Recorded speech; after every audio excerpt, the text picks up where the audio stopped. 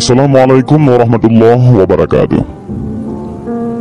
Derajat kewalian Al-Habib Soleh bin Muhsin Al-Hamid tidak diragukan lagi. Kewaliannya telah mencapai tingkatan kutub, yakni pemimpin dan pemuka bagi para aulia di masanya. Habib Abdul Qadir bin Ahmad bin Abdurrahman As-Segaf pernah berkata bahwa Habib Soleh adalah orang yang doanya selalu terkabul dan orang yang sangat dicintai dan disegani. Dari banyak referensi tentang karamah beliau, di sini kami mengambil kisahnya dari manaqib Habib Soleh bin Muhsin Al-Hamid yang ditulis oleh Sohibul Fadilah Sayyidi Al-Habib Muhammad Rafiq Al-Kaf. Dalam manaqib tersebut dikisahkan beberapa karamah dan perjalanan dakwah Habib Soleh bin Muhsin Al-Hamid. Habib Soleh lahir di Korbah Bakarman, Wadi Ahmad, sebuah desa di Hadramaut, Yaman, pada tahun 1313 Hijriah. Ayah beliau adalah Habib Muhsin bin Ahmad Al-Hamid, terkenal dengan sebutan Al-Bakri Al-Hamid, ulama yang sangat dihormati. Ibundanya seorang wanita solehah yang bernama Aisyah, dari keluarga Al-Abud Ba'umar, dari Masyayikh Al-Amudi. Beliau mempelajari Al-Quran dari seorang guru bernama Syekh Sa'id Bamudij di Wadi Ahmad. Sedangkan ilmu fikih dan tasawuf beliau pelajari dari ayahnya Al-Habib Muhsin bin Ahmad Al-Hamid.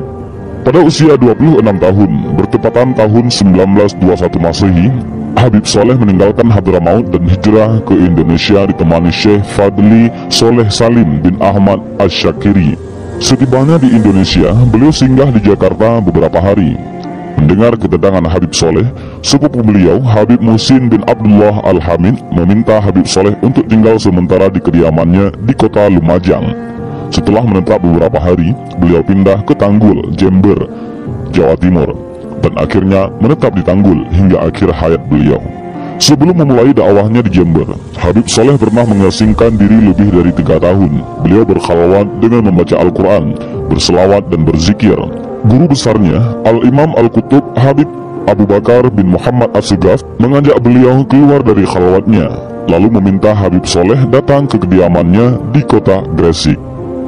Sesampainya di rumah Habib Abu Bakar, Habib Soleh mendapat mandat dan ijazah dengan memakaikan jubah imamah dan sorban hijau dari gurunya sebagai pertanda kewalian kutub yang akan diembannya. Setelah itu, Habib Soleh mendapat isyarat untuk datang ke Mekah dan Madinah. Usai berziarah ke makam Nabi Muhammad SAW, beliau kembali ke Indonesia untuk berdakwah. Dakwah Habib Soleh diawalinya dengan membangun musala di tempat kediamannya. Habib Soleh mengisinya dengan sholat berjamaah dan menghidupkan Quran antara Maghrib dan Isya. Beliau juga memberi tausiah dan pengajian yang membahas tentang seputar ilmu syariat dan ilmu fikih.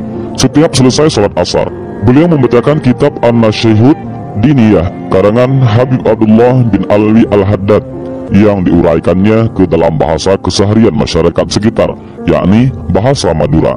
Beberapa tahun kemudian, beliau mendapat hadiah sebidang tanah dari seorang muhibbin ataupun orang yang mencintai anak cucu keturunan Rasulullah SAW, yakni Haji Abdul Rashid. Di atas tanah inilah beliau membangun masjid yang diberi nama Masjid Riyadus Shalihin dan kemudian muwakafkannya. Dakwah dan kegiatan keagamaan pun kian hidup setelah masjid ini berdiri. Selain berdakwah di masjid, Habib Soleh dalam kesehariannya selalu melapangkan orang susah, membantu orang-orang yang dililit utang, membantu fakir dan anak yatim. Jika beliau melihat gadis dan pemuda yang belum kawin, beliau mencarikan pasangan hidup dengan menawarkan seorang calon. Pernah pula dalam sehari, beliau mendamaikan 2 ataupun 3 orang yang bertikai. Dalam kehidupan bermasyarakat, Habib Soleh tercatat sebagai pemberi semangat dengan meletakkan batu pertama pembangunan rumah sakit Islam di Surabaya. Beliau dikenal karena akhlaknya yang mulia, tidak pernah menyakiti hati orang lain. Dikisahkan, suatu ketika beliau sedang berjalan bersama Habib Ali bin Abdurrahman bin Abdullah Al-Habsyi, Kuitang, Jakarta. Beliau berkunjung ke kediaman Habib Ali di Bungur, Jakarta. Saat melintasi sebuah lapangan, beliau melihat banyak orang berkumpul melaksanakan sholat istisqa, yaitu sholat meminta hujan. Lantaran Jakarta saat itu dilanda kemarau panjang. Tak lama kemudian, setelah Habib Soleh mengadahkan tangannya ke langit seraya membaca doa meminta hujan, tak lama kemudian hujan pun turun. Nama Habib Soleh kian terkenal dan harum. Kisah-kisah yang menceritakan karamah beliau tak terhitung. Tetapi perlu dicatat, Karamah hanyalah suatu indikasi kewalian seseorang. Kelebihan itu dapat dicapai setelah melalui proses panjang, yaitu pelaksanaan ajaran Islam secara kafah ataupun secara sempurna, dan itu dilakukan secara konsekuen dan terus-menerus ataupun istiqamah, sampai dikatakan bahwa istiqamah itu lebih mulia dari 1000 karamah. Banyak yang meyakini Habib Saleh Tanggul adalah seorang waliullah yang dekat dengan Nabi Khidir alaihissalam. Karena itu pula beliau terkenal dermawan, seolah apapun yang beliau ingin miliki, ingin beliau berikan kepada setiap orang yang membutuhkannya. Pertemuannya dengan Nabi Khidir disebut-sebut sebagai salah satu karamah Habib Saleh. Kala itu layaknya pemuda keturunan Arab lainnya, orang masih memanggilnya Yik, kependekan dari kata Sayyid, yang artinya tuan, sebuah gelar untuk keturunan Rasulullah. Suatu ketika, Yik Soleh sedang menuju stasiun kereta api Tanggul yang letaknya tak jauh dari rumahnya. Tiba-tiba, seorang pengemis datang meminta uang. Habib Soleh yang sebenarnya membawa 10 rupiah menjawab tidak ada, karena hanya itu yang dimiliki. Pengemis itu pun pergi, tetapi kemudian datang dan meminta uang lagi. Karena dijawab tidak ada, ia pergi lagi, tetapi lalu datang untuk ketiga kalinya. Ketika didapati jawaban yang sama, orang itu berkata, "Yang 10 rupiah di saku kamu?" Seketika Yik Soleh merasakan ada yang aneh. Lalu ia menjabat tangan pengemis itu. Ketika berjabat tangan, jempol si pengemis terasa lembut seperti tak bertulang. Keadaan seperti itu menurut beberapa kitab klasik adalah ciri fisik Nabi Khidir. Tangannya pun dipegang erat-erat oleh Yik Saleh sambil berkata, "Anda pasti Nabi Khidir, maka mohon doakan saya." Sang pengemis pun berdoa, lalu pergi sambil berpesan bahwa sebentar lagi akan datang seorang tamu. Tak lama kemudian, turun dari kereta api seorang berpakaian serba hitam meminta Yik Soleh menunjukkan rumah Habib Soleh. Karena tidak ada yang nama Habib Soleh, dijawab tidaklah ada.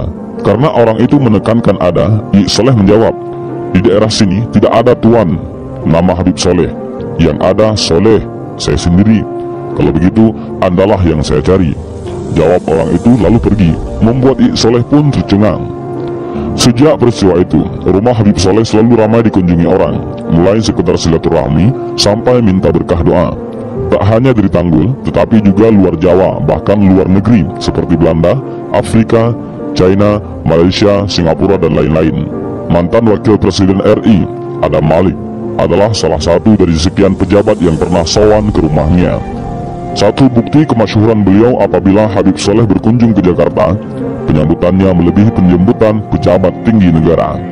Saat Adam Malik menjabat kepala kantor berita Antara, mengungkapkan keterlibatan Menlu RI Subandrio yang saat itu dikenal sebagai tokoh berpaham komunis. Berita-berita yang dimuat Adam Malik membuat Subandrio dan jajarannya marah besar. Mendapat ancaman itu, Adam Malik pun berusaha mencari pelindungan. Maka datanglah ia kepada Habib Saleh Al-Hamid di Tanggul, Jember. Adam Malik menceritakan latar belakang persoalannya. Mendengar pengaduan itu, Habib Saleh Tanggul hanya tersenyum.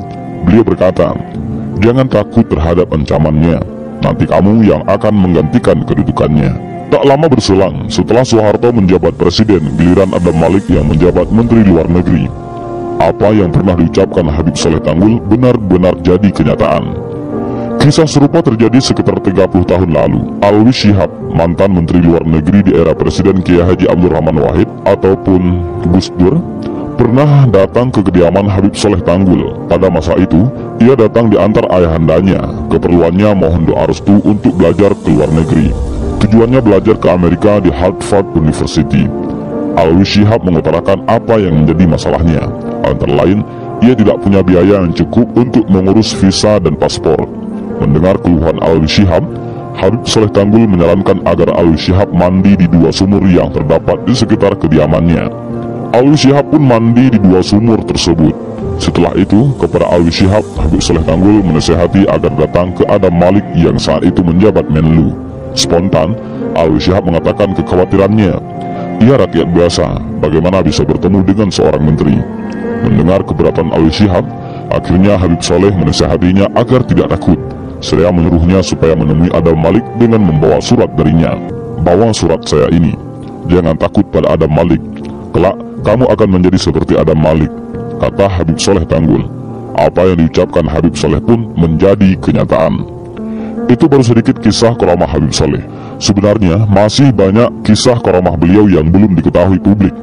Waliullah yang doanya selalu dikabul ini wafat pada hari Ahad, Minggu, 9 Syawal 1396 Hijriah, bertepatan dengan tahun 1976 Masehi dalam usia 83 tahun. Beliau meninggalkan 6 putra-putri, Habib Abdullah, Habib Muhammad, Syarifah Nur, Syarifah Fatimah, Habib Ali, dan Syarifah Khadijah. Setiap tahunnya pada tanggal 10 Syawal, ribuan orang tumpah ruah di sepanjang jalan menuju Masjid Riyadhus Shalihin, Tanggul, Jember. Jasad beliau dimakamkan di samping masjid tersebut.